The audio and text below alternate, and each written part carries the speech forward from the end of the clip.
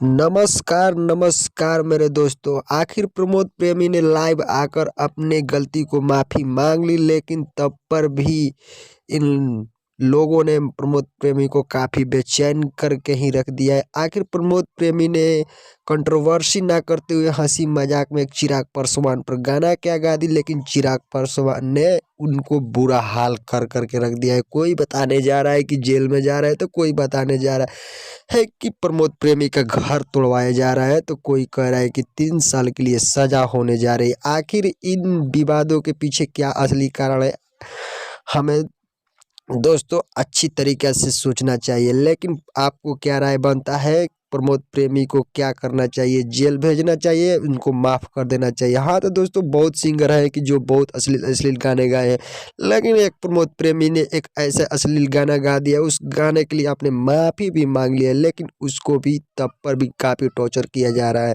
हाँ तो दोस्तों, हमें कमेंट बॉक्स में कमेंट करके ज़रूर बताना कि प्रमोद प्रेमी के ऊपर क्या किया जाए।